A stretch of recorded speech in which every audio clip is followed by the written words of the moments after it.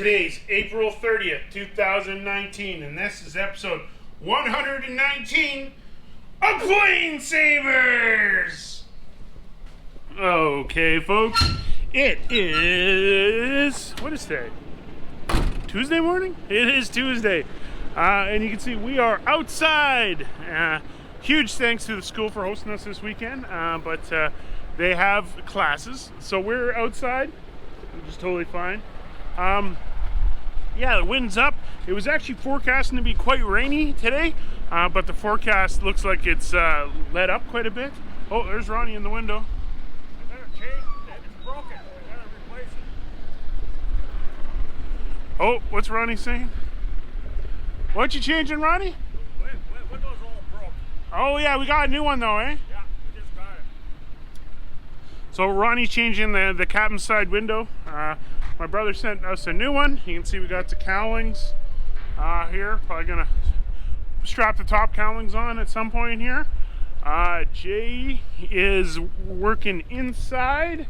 We'll get a catch up on Jay. One thing I was mentioning in the episode before, a lot of comments were, was the tow bar. This tow bar doesn't work for us. It's actually a 3-stage problem.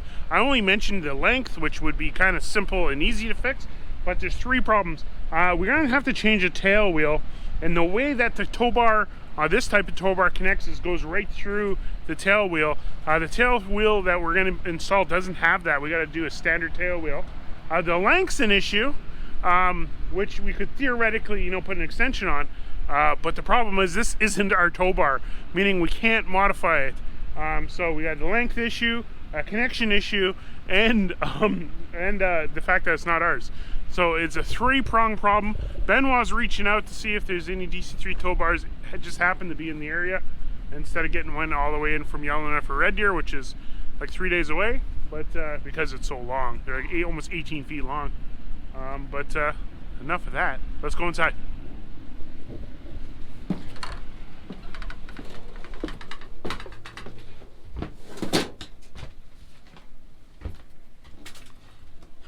Well, Stella, what you up to? I have to paint this again because there was parts shoved in here and now it's all off right there. Yeah.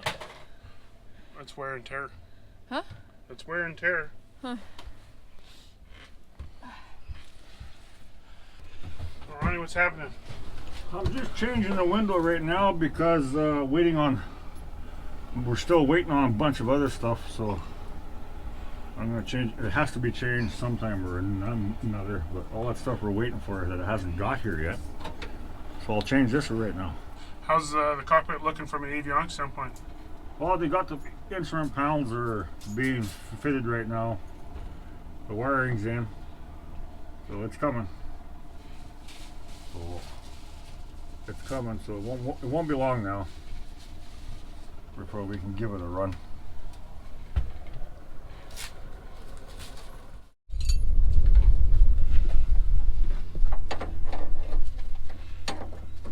What's going on? Hello, Mike. High Tech Tuesday. High Tech Tuesday. Changing flexible lines for the landing gear rams. 2 left out of 6. They don't last forever and sitting that long. They're just dried out, so we got brand new hoses, made up some hoses, and just getting them installed. Whereabouts are we? Well, we've done this one. Doing 2 more up here. We're in the wheel well left hand.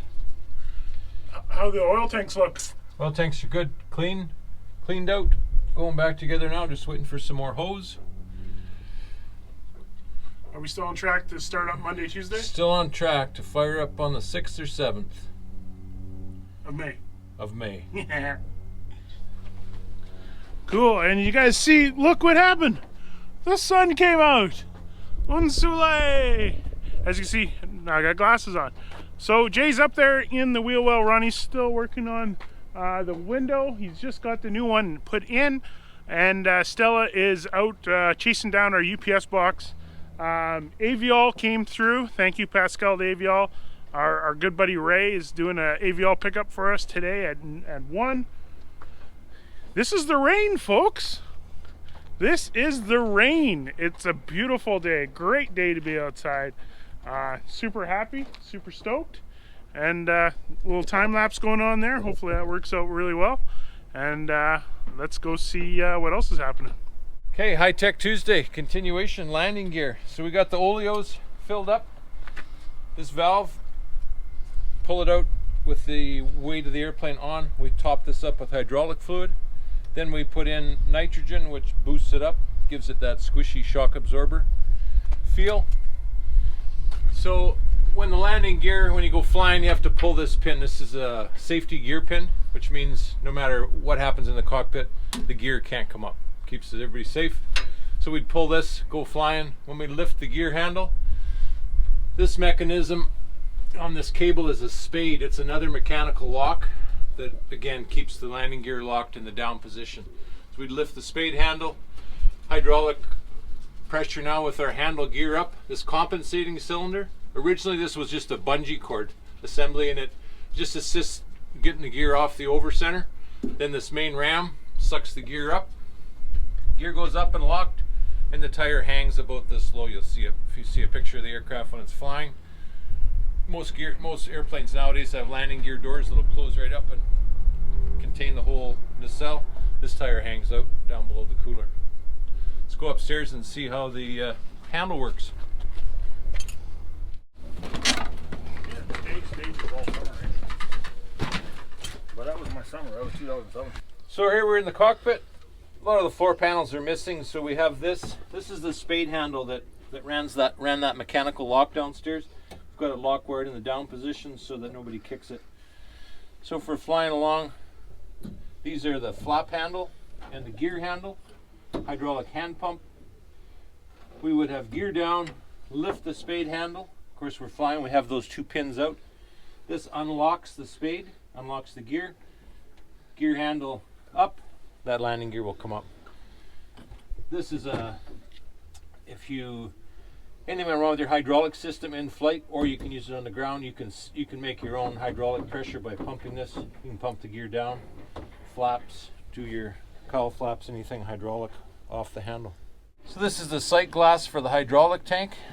Connections top and bottom to the hydraulic tank, and a glass. As you can see, we're running about 2/3 full of hydraulic fluid, which is pretty close to the refill line.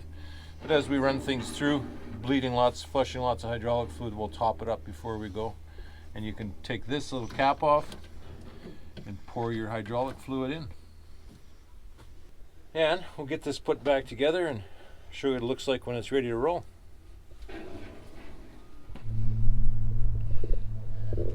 Good news, folks. The UPS boxes are here. Yes, the box we've been waiting for. All the tail parts. Everything is right here. And even the box that left Red Deer yesterday is here. So we got, this is pretty cool, folks. So yeah, we're pretty excited to get the parts. Wait for Ronnie to open up and see what we got. AvGeeks, Pascal at AvGeeks, and the whole AvGeeks team, thank you so much. Our old buddy Ray is bringing in that stuff. We should be here in an hour. Finally got our goods, eh? Oh, we got... That's the beacon from DTH. Here's the...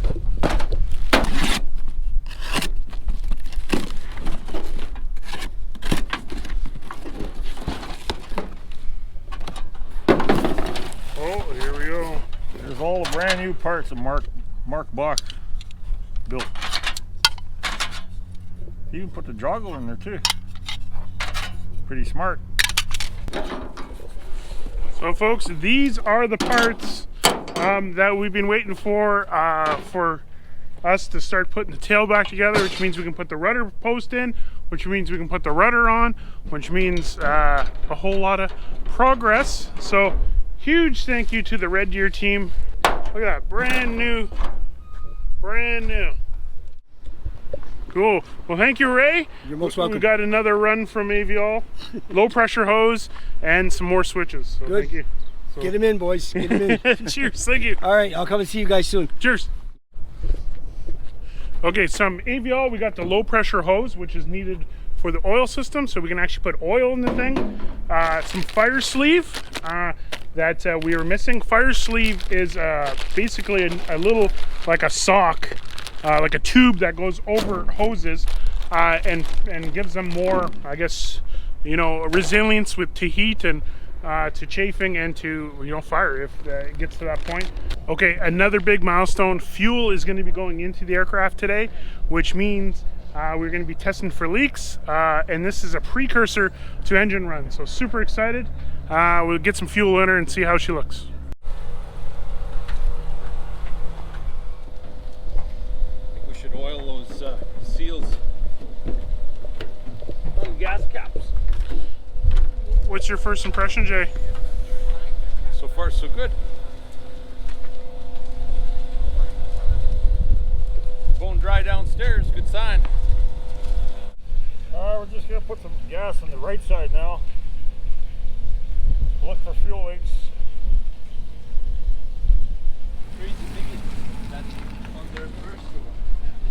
Jay, what you think? You want to know?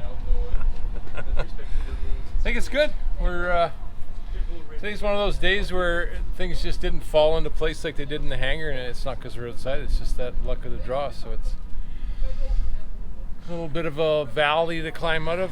Production not as quick as I was expecting, but that's what happens. So from a personal standpoint, when you don't have a good day in the field, what do you do to go home? What do you relax? What's your secret? Yoga. No, just kidding.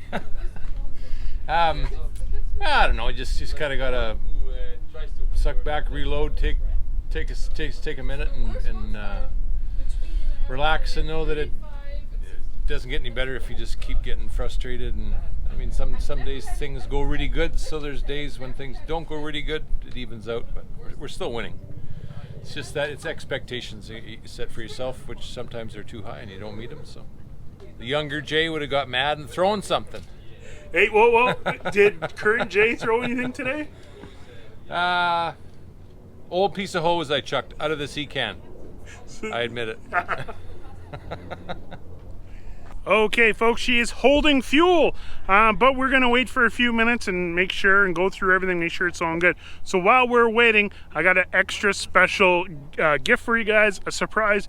If you remember PlaneSavers Olivia, remember Olivia? She's been rocking it with making models. They're saving a DC-3. They have an extra special model they sent to me. This is amazing, and so let's go check out PlaneSavers Olivia. PlaneSavers Olivia, episode 3. I love my sisters, Amelia and Molly. Good morning, it is 15 degrees Celsius, and we have an F104 enhancing the audio today.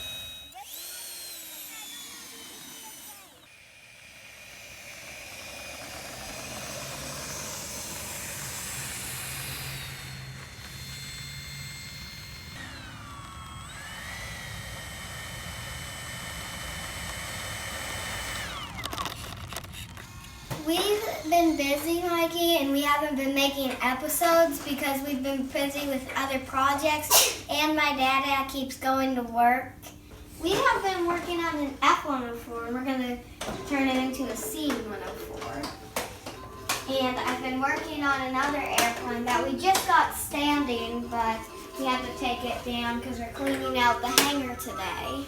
So it's a Southwest Airlines, very big whenever you see it standing in person.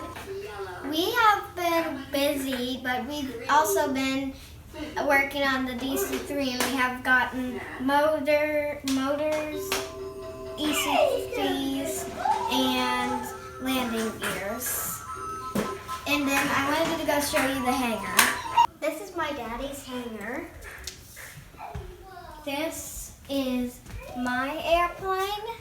We have a Trojan, and that's where the DC-3 lives, up there.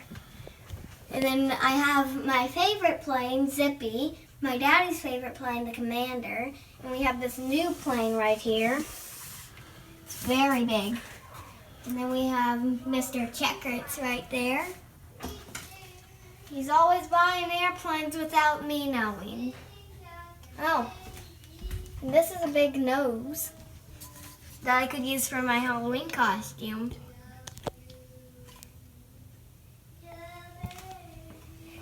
And then I also have a helicopter that I wanted to fly for you. It might not fly all that well.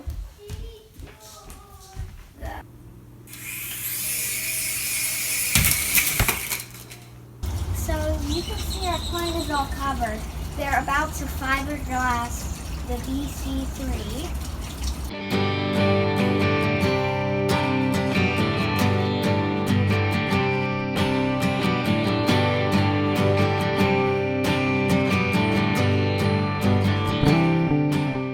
DC-3, bye-bye. PlaneSavers. DC-3, bye-bye. Okay, as the sun sets over the DC-3, Jay and Ronnie are spending just the last few minutes of the day tightening up some stuff, doing every little turn possible, because every day is a day we don't get back. And oh, before I go, I want to say thank you to Olivia for sending another PlaneSavers episode. That's the cutest thing in the world. That's where I'm going to end today's episode. We got a lot done. A lot of stuff happened. Fuel's looking good. Yeah, it was actually a pretty good day.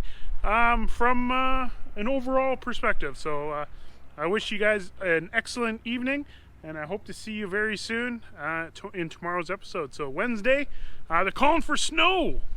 So hopefully it's not too bad. So wish us luck, and because today turned out to be a very good warm day. So we'll see you tomorrow. Bye.